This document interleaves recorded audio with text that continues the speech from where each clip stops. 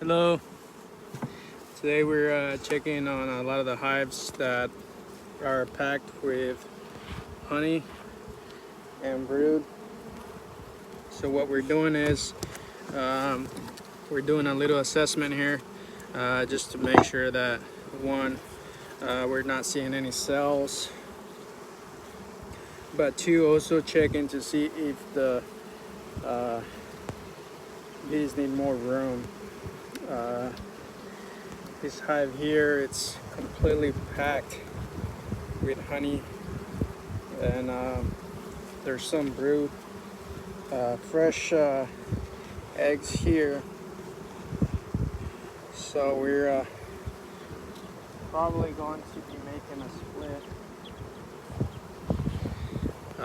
since with this hive is on a double deep, and we're also going to be adding more space. Lots of fresh honey. We have capped honey on this side, uncapped honey here, and then more uncapped honey on the other side. The frames look beautiful. They're new frames that we added this year, and they already drew them out and filled them out with brood and honey. So the bees are doing fantastic. Today's a great day. The bees aren't very aggressive, which it's great because it makes it a lot easier to work them. But here after May, the bees are gonna start getting a little bit more aggressive because of the lack of resources that we're gonna have. Obviously, once the flow stops, and there's no more food for them to collect and stuff, they're gonna start getting a little bit aggressive. Especially because of the amount of hives that we have in each location.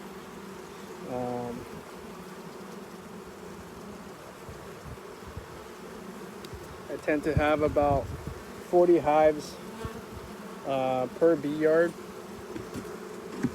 and I feel like that's a good number for many reasons, at least for me.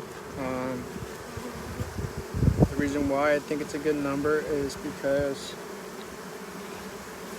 when I go work a bee yard, I can feed all the bees at the same time. I can work the bees at the same time, and I can see what's going on in the hives. By having 40 beehives also helps out with limiting how many bees you have per yard, and sharing the wealth in a sense, meaning that you won't overpopulate a bee yard, which could cause issues with robbing and so on. Also,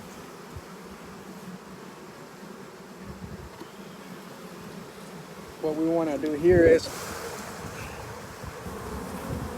if we have too many hives per yard, then when you go work the hives, it can be a little bit overwhelming.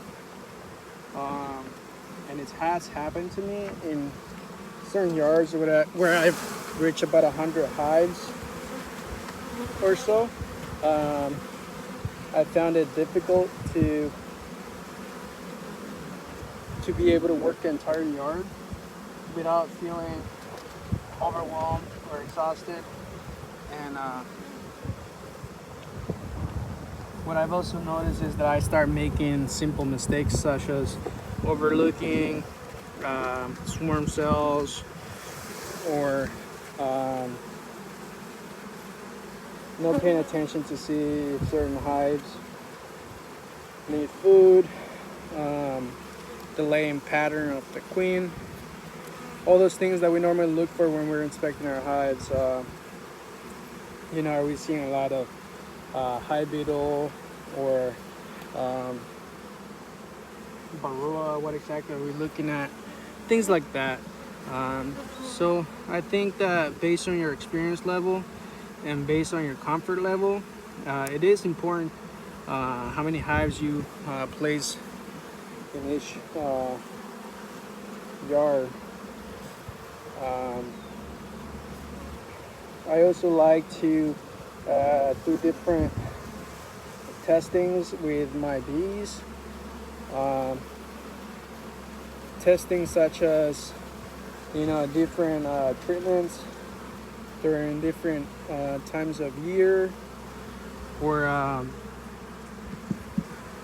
different type of feeding, whether I feed early, pollen supplement early, or if I don't, or if I tend to, you know, feed pollen going into winter.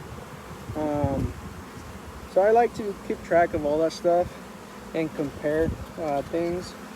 Uh, Mind you, it's very hard to control all the variables, meaning like each year the weather might be a little bit different. Each year you may have better flows than others. So those are things that you gotta take into account. These queens are doing amazing. They are making very good use of the space they have in the hive. Uh,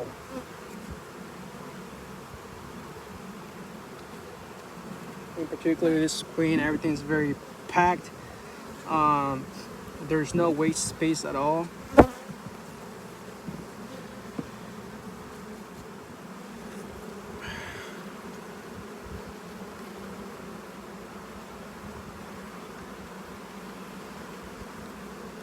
Lots of honey, and here's our queen.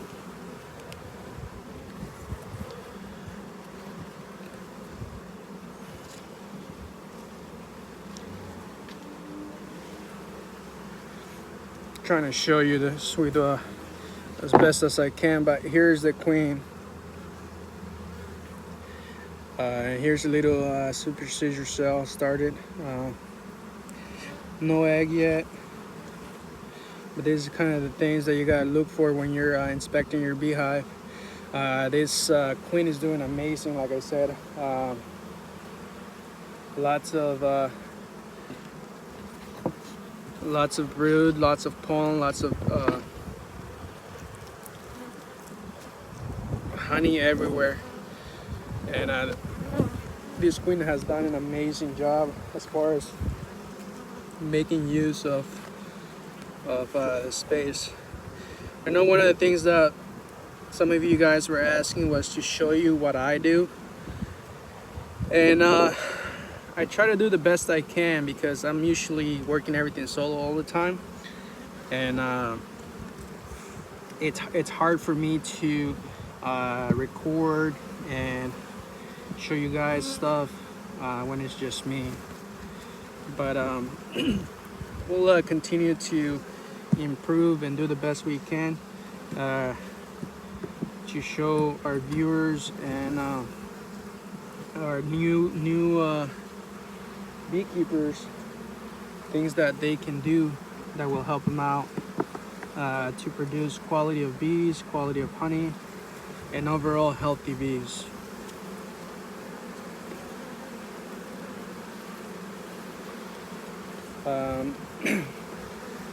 I'm really liking what I'm seeing with this hive here. It's done an amazing job as far as making use of space. Also, I don't really see a lot of swarm cells or anything like that. And you can see, I mean, everything's nicely packed on both sides. And that's how the majority of these hives are.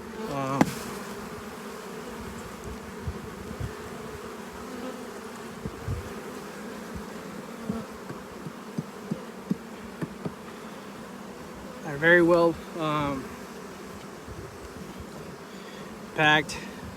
I've seen a couple of cells, swarm cells and stuff, but there's no larvae on it, so I think we're in good time, and we're doing this at a great time of doing a full inspection of the hive.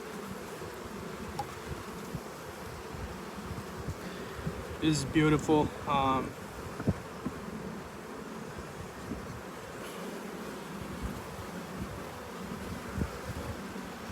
So what I'm gonna do right now is I'm gonna pull brood off of this hive, since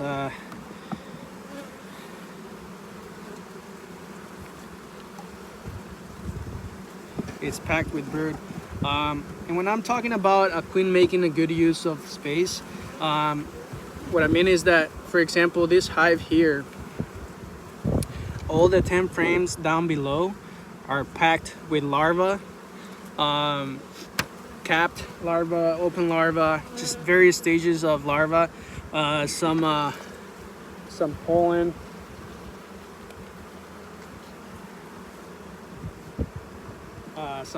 and stuff like that. Now, that is very important to know and understand because, for example, that tells you that the queen has pushed up all the honey up and has used the bottom box to lay in. Sometimes you'll see queens not making use of their space, and you'll see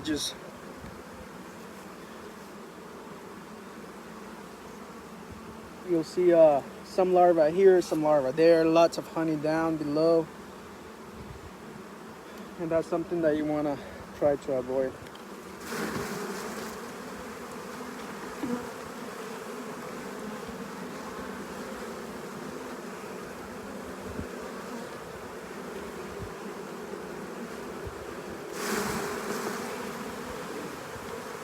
Like I said, we're gonna pull the brood up to the top.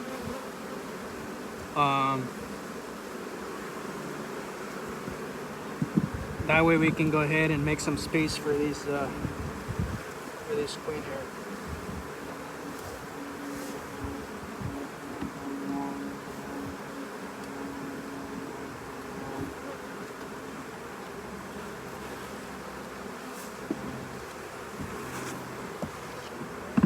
Another thing, guys, what I do is what works for me. Everyone obviously has different methods. Everyone has learned in a different way how to do beekeeping. I will never say that people are wrong in doing what they do, because maybe that's what works for them. And even though I may disagree with their methods and stuff like that, it doesn't make it wrong, at least in their eyes. And if they've been doing it for a long time and it has worked for them, then who am I to say, hey, your method is bad just because that's how you do it, and that's not how I do it. I think I'm a strong believer that as long as you create good, healthy bees, then you're in good business. Because at the end of the day, that's the most important thing. Creating healthy and strong bees that can continue to produce honey and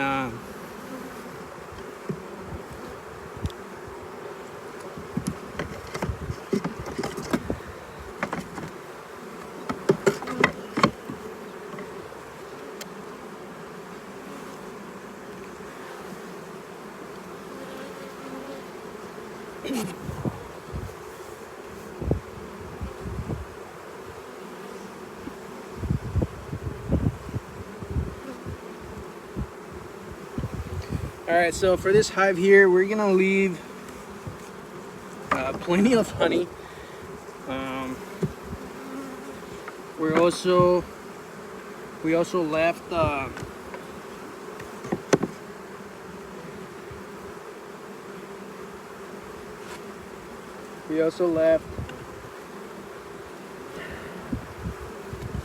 6 frames of brood down below, open brood. And then all the capped brood we moved up. The reason why we moved the capped brood is because that brood will emerge and then create open space for the queen. And once the queen is down with the laying down below, then obviously she's gonna go ahead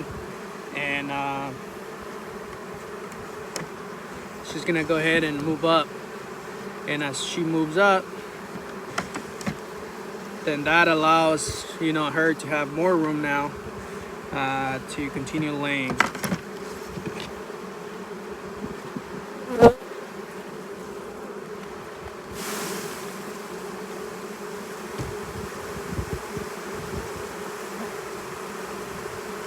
Some people call it, you know, high rotation and so on.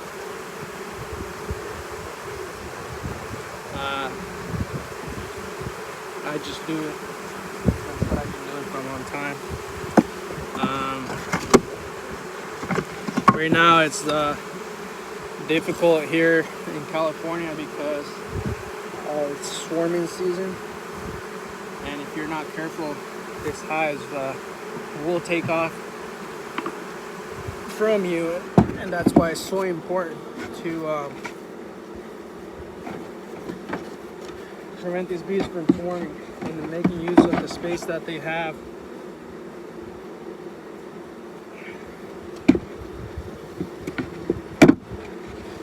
Now, one of the things that we're gonna do here today is I'm gonna show you guys. I use this board, and some people call it smoker boards.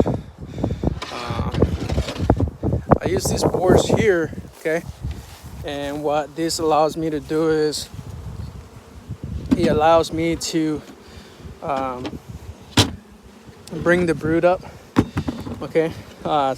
Sometimes I don't even have to look for the queen. I just have to shake all the bees, okay? And it's a good way to move fast, okay? The way this thing works is it has this queen excluder, okay, on the back, and it has its own entrance. So what I do is I pull this back. That allows the nurse bees and the young bees to move all the way up, and then that way what I do then after is I put my box with brood on top.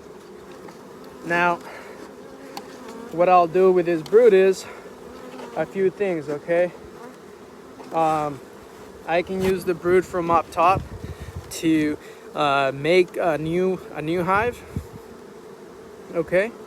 I can also use the brood to grab it from here and disperse it onto the other hives that need it to balance them out.